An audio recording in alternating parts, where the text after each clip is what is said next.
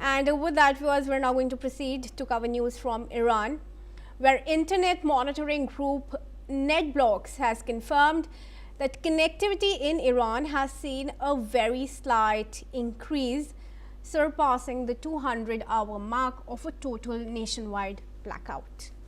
Despite this change, access remains restricted to approximately 2% of ordinary levels, with NetBlocks noting that there is still no indication of a significant return to service. The blackout was originally imposed on January 8 as authorities moved to suppress escalating demonstrations.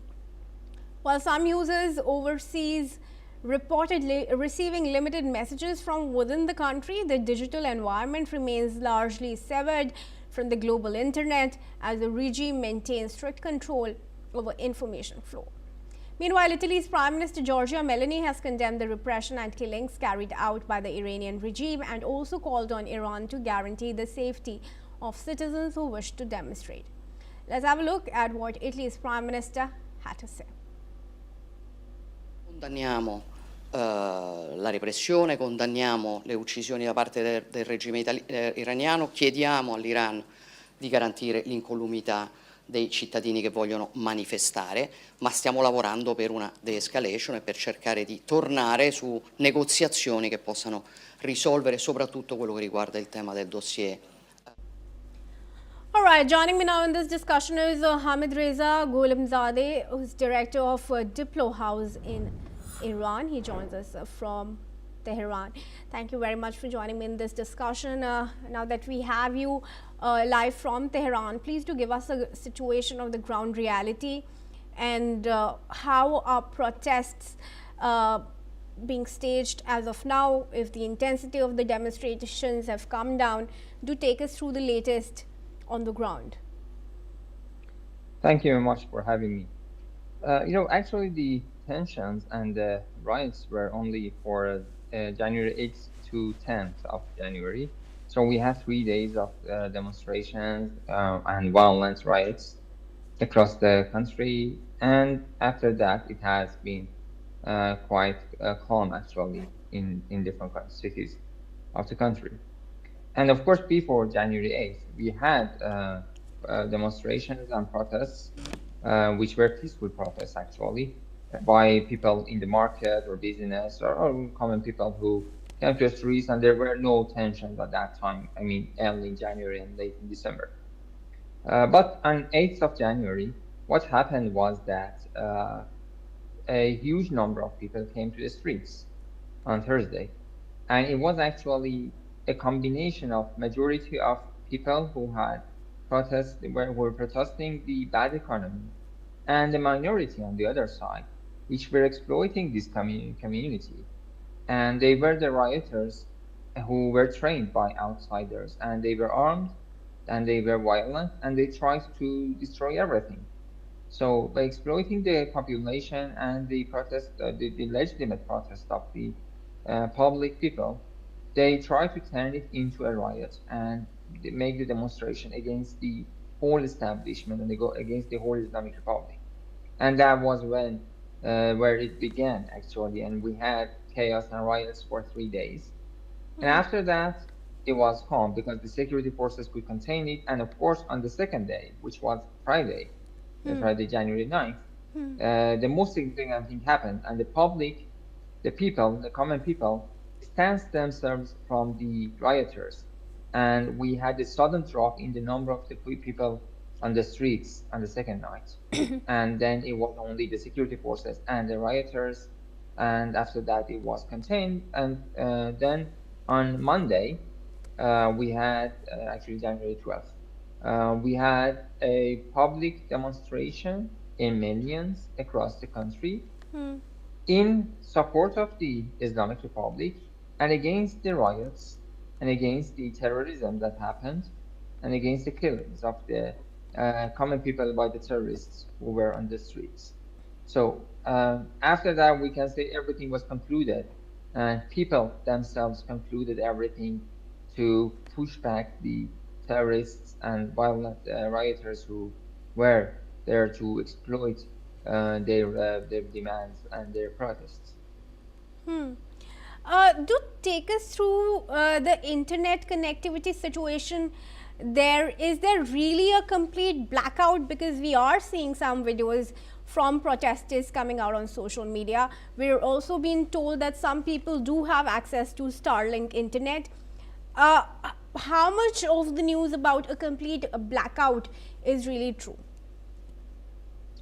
Actually, the blackout is true because the terrorists were using the internet connections and the messengers and such things to organize their violence and their terrorist attacks. So because of that, for the sake of security, the government decided to take down the internet and everything was disconnected. And gradually it is being reconnected again.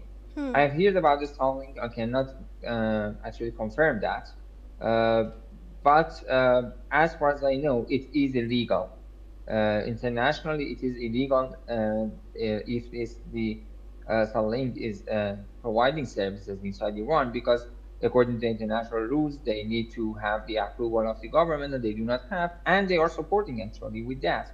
They are supporting terrorism that was being carried out here in the country and led to death of many people. So I don't know if there were connections.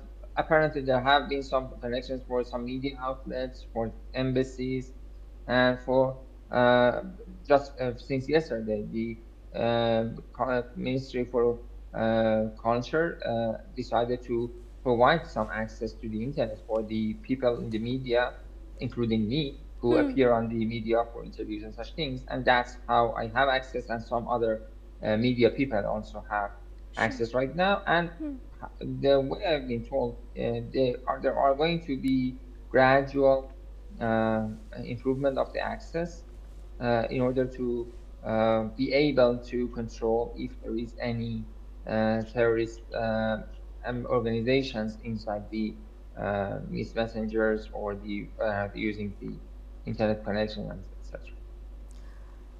All right. Now, Khamenei has time and again said there are some there is foreign hand behind the unrest, and there are other voices that have also come out that say that the protests and the unrest is actually instigated. Who do you think these instigators really are? So the short answer is the United States. The longer answer again would be the United States and the Zionist regime of Israel. And they have done such things in the past as well.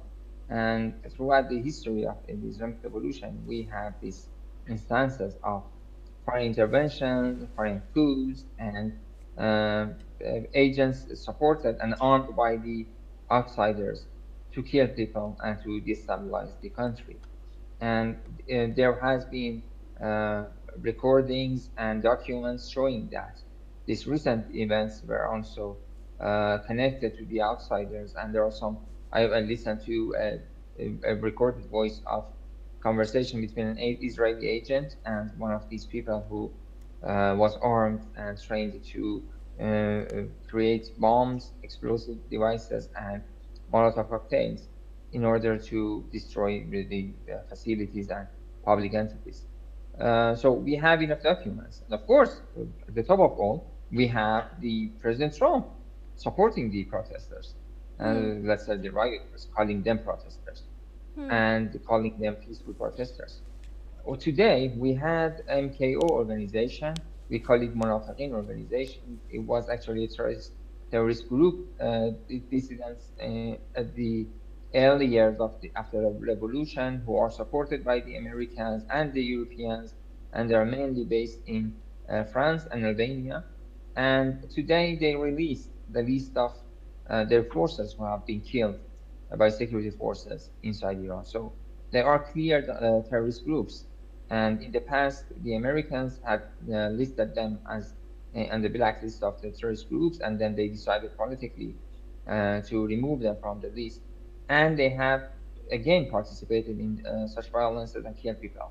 This group is responsible for killing 17,000 people since the early years of the revolution. So for the past 4 or 5 decades, they have killed 17,000 people. And now they are on the streets, they are back, and they have claimed that they have actually had forces on the ground here, and they have been killed by the security forces. All right, then, Mr. Ghulamzadeh, thank you very much for joining us and for sharing your perspective with us. And viewers,